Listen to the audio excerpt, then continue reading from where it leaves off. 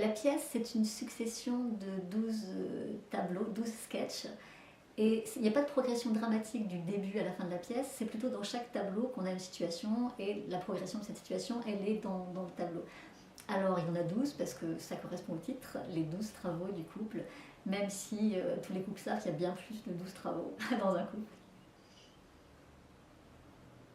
Une méthode pour changer les housses de couette, tout le monde en a une. Quand on change une housse de couette à deux, il faut juste la même méthode. Exact. Donc regarde ce que je fais, et qui m'a toujours bien réussi. Je tiens la couette à bout de bras, je rentre avec la couette dans la housse, je conduis la couette jusqu'au fond de la housse et je ressors victorieusement car la couette est... Un tas informe sur le lit qui nous nargue et que je me demande par quel bout prendre.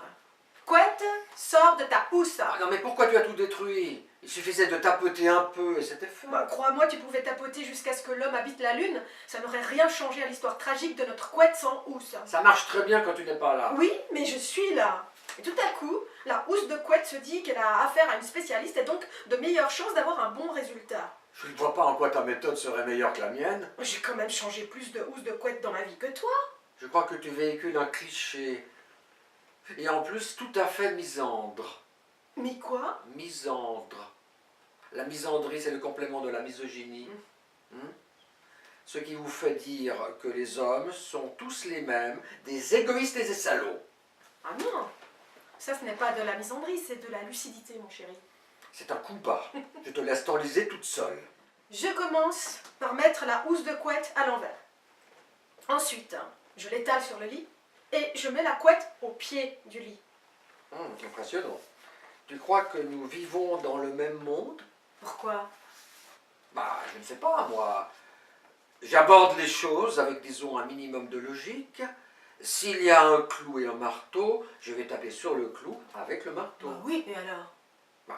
Toi, tu vas aller chercher la scie circulaire. Je ne vois pas le rapport.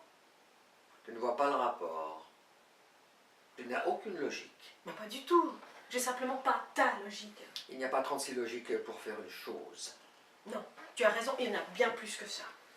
Bon alors tiens, je vais changer de façon de changer de housse de couette. Une deuxième façon, qui marche aussi bien et qui va paraître plus logique à monsieur le gardien du temple de la logique suprême. Une deuxième méthode? Quelle richesse d'expérience! La recherche en couettologie va considérablement progresser grâce à tes travaux. Tu seras certainement proposé au Nobel de la couette. Oh, ton ironie est le signe flagrant de ta déroute. Tu ne peux pas concevoir que quelqu'un fasse les choses différemment de toi et que ça marche aussi bien. Alors, en plus, quand c'est quelqu'une... Je ne vois pas le rapport avec le genre. Moi aussi. La guerre des sexes est forcément issue d'un conflit de couettes. Pas du tout, je me rends. J'attends d'être à mon tour ébloui par la révélation que tu as reçue de la sainte couette.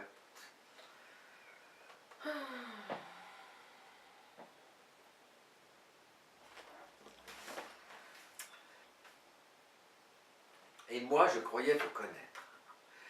Mais je suis quand même très surpris par ton attitude. D'autant que notre rapport avec l'argent est toujours révélateur. Donc, ce qui me révèle à toi, c'est une question d'argent. Tu sais très bien que l'argent n'est jamais une question d'argent. Ah non? Bien, vois-tu, dans ma grande naïveté, j'avais l'audace de penser que l'argent était toujours une question d'argent. Mais rien à voir. L'argent, c'est une question d'autonomie, d'anxiété, de pouvoir, d'estimation de sa valeur personnelle. Donc, par exemple, quelqu'un comme toi... Qui est au chômage et qui ne gagne pas d'argent, merci de me le rappeler, a probablement un problème de relation avec son estime de soi. Mais comme je me soigne, c'est pour ça que j'accepte mal que tu ne reconnaisses pas ce que j'ai fait pour cette maison. Mais je reconnais. Tu reconnais du bout des lèvres et tu minimises. Moi, je minimise. Et tu te fiches de moi en plus. Madame la nantie perchée sur son gros sac d'or postillonne sur le travailleur qui ose évoquer la valeur de sa contribution. Madame la nantie, tu ne m'as jamais parlé sur ce ton. Vous n'avez jamais décidé de vendre notre maison. Ma maison. Les travaux ont valorisé la maison. Parfait. Avançons maintenant d'une case. Les travaux sont-ils des travaux venus du ciel? Le Saint-Esprit a-t-il opéré ces travaux la nuit de Noël, par exemple, à l'aide d'un bœuf, du bœuf, de l'âne et des 3 rois Mais mages? je ne vois pas où tu veux en venir. Si tu pouvais laisser de côté l'iconographie chrétienne, ce serait sûrement plus clair. Alors clairement, qui a fait ces travaux? Un maçon, un plombier, un carreleur, un peintre ou Bibi? Bibi! Mais je ne vois toujours pas où tu veux en venir. Ah, c'est curieux comme des raisonnements d'une clarté aveuglante peuvent parfois échapper à ton regard pourtant sagace. Oui, c'est probablement que mon regard pourtant sagace est aveuglé par leur clarté. Disons que si Bibi n'avait pas été là, ou pas dispo, ou pas bonne poire, et que tu aies dû faire appel à un maçon, un plombier, un carreleur, un peintre, plus un chef de chantier, tu as une petite idée de ce que ça t'aurait coûté, madame la propriétaire? Non. Tu veux que je te calcule un devis post-situation? Non.